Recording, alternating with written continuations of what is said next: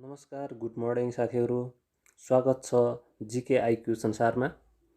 लोकसेवा तथा अन्य कम्पिटेटिभ इक्जामको तयारीमा रहनुभएका हजुरहरू सम्पूर्णलाई मध्यनजर गरेर म आज अति महत्त्वपूर्ण समसामयिक घटनाक्रमहरू लिएर आएको छु र आज 2078 वैशाख महिनाभरि घटेका घटनाक्रमहरू लिएर आएको छु।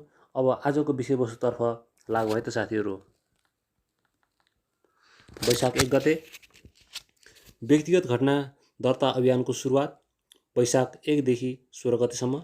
वैशाख 2 गते गण्डकी प्रदेशका मुख्यमन्त्री पृथ्वी सुब्बा गुरुङका विरुद्ध अविश्वासको प्रस्ताव दर्ता। वैशाख 3 गते अन्नपूर्ण हिमालको चुचुरोमा पाइला टेक्ने पहिलो नेपाली साहसी महिला पूर्णिमा श्रेष्ठ।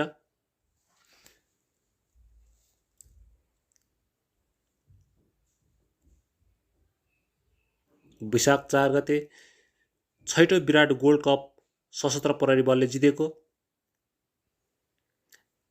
मिति 2077 चैत्र 26 देखि 78 वैशाख 4 गतेसम्म चलेको थियो, जहाँ उपविजेता पन्जाब पुलिसले भारतले उपविजेता भएको थियो भने सर्वाधिक गोलकर्ता प्रकाश बुढाथोकी 11 गोल गरेका थिए। वैशाख 5 गते विश्व सम्पदा दिवस रहेको छ अथवा अप्रिल 18। यो सन् 1982 देखि मनाउन थालिएको हो।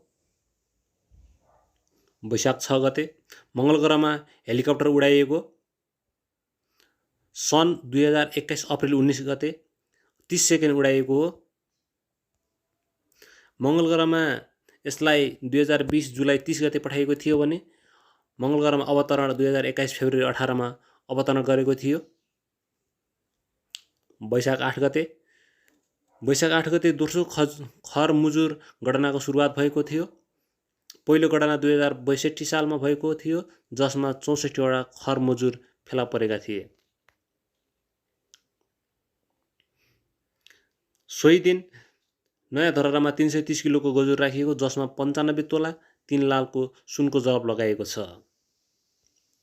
वैशाख 9 गते विश्व पृथ्वी दिवस। नारा रहेको छ restore out earth and it. केही दिएको छ, यसमा भिडियो पज गरेर हेर्न सक्नुहुनेछ। वैशाख 10 गते अन्तर्राष्ट्रिय पुस्तक दिवस अप्रिल 23। प्रतिलिपि अधिकार दिवस अप्रिल 23। मैले पछाडि इङ्ग्लिसमा लेखेको अप्रिल 23 लेखेको कारण कहिलेकाहीँ यो यस्ता डेटहरू इङ्ग्लिसमा सोधिन्छ र सनमा सोद्धाखेरि अप्रिल लेख्नुपर्ने हुन्छ, त्यो भएर पछाडि राखेको छु। वैशाख 11 मा लोकतन्त्र दिवसको दिन नयाँ धरहराको उद्घाटन गर्नुभएको छ केपी शर्मा ओलीले र यो धरहराको डिजाइनर विष्णु बन्ती हुन् भने यसको जमिनबाट गोजुरसम्मको उचाइ 83.85 मिटर रहेको छ र यो 42.2 रोपनी क्षेत्रफलमा फैलिएको छ। यसको 20औं तलामा 2.5 मिटर चौडाइ भएको बारदली राखिएको छ र 22औं तलामा शिवलिङ्ग राखिएको छ। र सोही दिन त्रिदिवसीय T20 सिरिज भएको थियो। त्रिभुवन युनिभर्सिटीमा रहेको त्रिभुवन ट्युब मैदानमा रहेको क्रिकेट ग्राउन्डमा भएको त्रिदिवसीय T20 सिरिजमा नेपाल विजेता र उपविजेता नेदरल्यान्ड भएको थियो, जहाँ म्यान अफ द टुर्नामेन्ट कुशल भुर्तेल भएका थिए भने सर्वाधिक रन कुशल भुर्तेलले लिएका छन् र सर्वाधिक विकेट लिने सन्दीप लामिछाने हुन्, जहाँ त्रिदिवसीय T20 सिरिजको फाइनल खेलमा नेदरल्यान्डलाई 142 रनको फराकिलो अन्तरले पराजित गर्दै नेपालले यो उपाधि चुमेको हो। र वैशाख 12 गते विश्व औलो दिवस अर्थात् अप्रिल 25 गते यसको नारा रहेको छ शून्य औलोको लक्ष्यमा पुग्दैछौँ। नेपालमा अर्नाको सङ्ख्या सार्वजनिक गरिएको छ। 2077 चैत्रको पहिलो साताबाट सुरु गरिएको अर्ना गणनाको नतिजा 2078 वैशाख 12 मा सार्वजनिक गरिएको। नेपालमा जम्मा अर्नाको सङ्ख्या 498 वटा रहेको छ भने अघिल्लो वर्ष जनगणना नेपालमा अर्नाको सङ्ख्या 141 वटा रहेको थियो। र 93 ओस्कर अवार्ड वितरण 2021 अप्रिल 25 मा भएको छ। उत्कृष्ट चलचित्र नोम्याडल्यान्ड रहेको थियो भने र वैशाख 13 गते विश्व बौद्धिक सम्पत्ति दिवस अप्रिल 23। वैशाख 15 गते काममा सुरक्षा र स्वास्थ्यका लागि विश्व दिवस अर्थात् अप्रिल 28।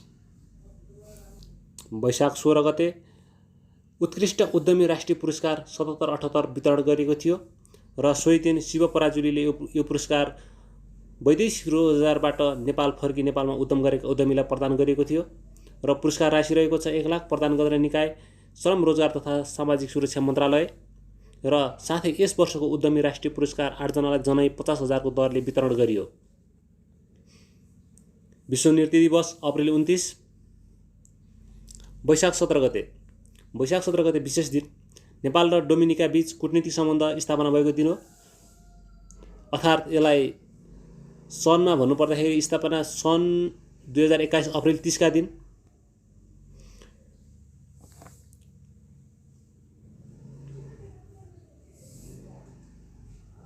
डोमिनिका अघि कूटनीतिक सम्बन्ध भएका पछिल्ला 5 देशहरू साह्रै महत्त्वपूर्ण रहने गर्छ। पछिल्ला 5 देशहरू घाना 2019 सेप्टेम्बर 25 मा भएको थियो, 168औं स्थानमा रहेको छ।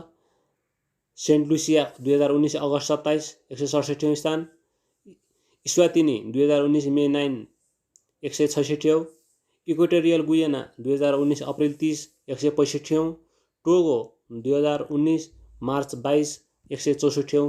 यी पछिल्ला देशहरू हुन् र द्वैत सम्बन्ध कायम भएका, नेपालसँग द्वैत कायम भएका यी पछिल्ला 5 देशहरू साह्रै महत्त्वपूर्ण हुने गर्दछ। केन्द्रीय तथ्याङ्क विभागद्वारा आर्थिक वर्ष 77-78 को राष्ट्रिय लेखा सार्वजनिक गरेको छ। तर यो सर हेर्न सक्नुहुनेछ, यो म अर्को बजेट सम्बन्धी उसमा लिएर आउनेछु।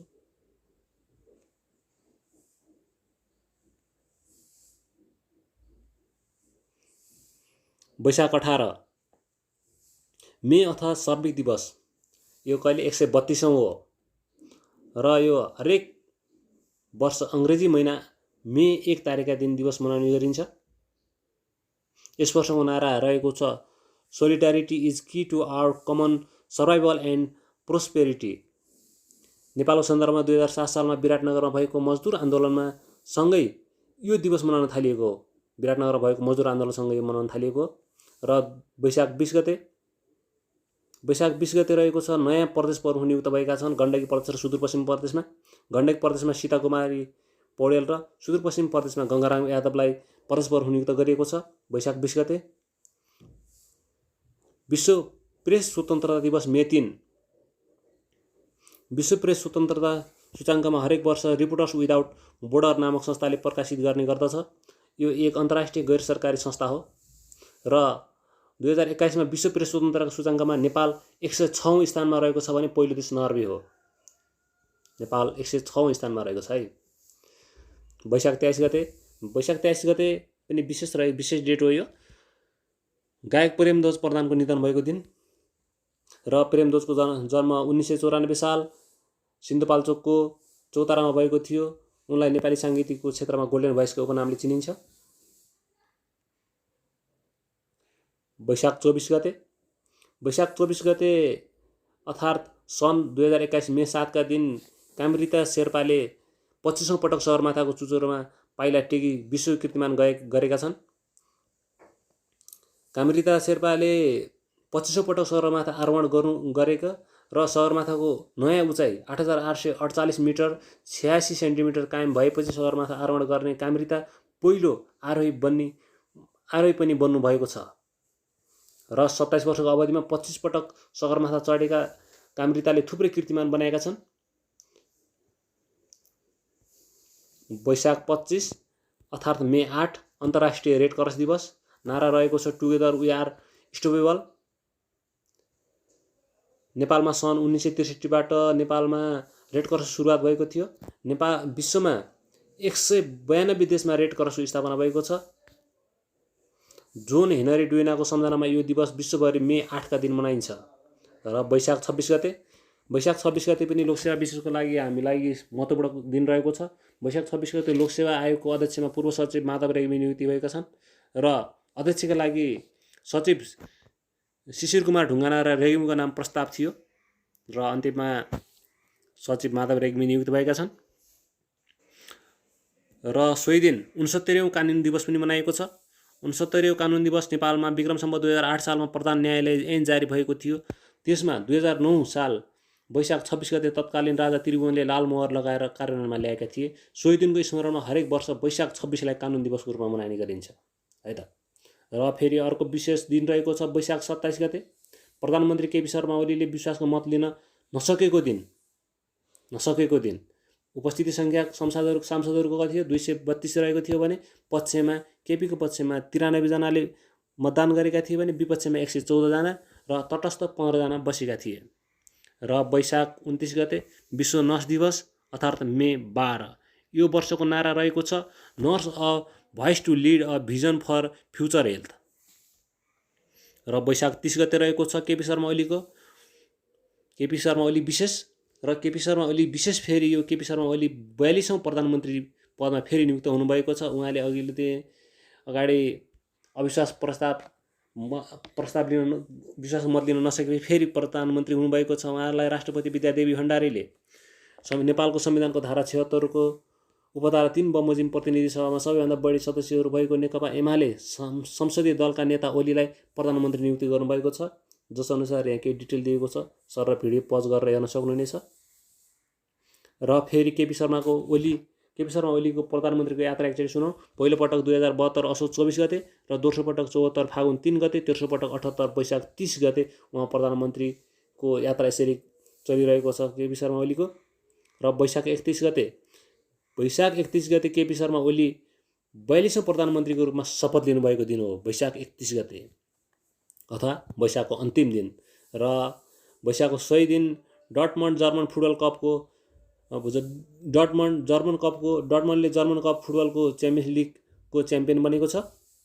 र 100 दिन अब हामीसँग केही 2-4वटा बोनस क्वेसन रहेको, महत्त्वपूर्ण क्वेसन मैले राखेको छु अन्तिममा। राष्ट्रिय जनगणना 2078 को नारा के थियो?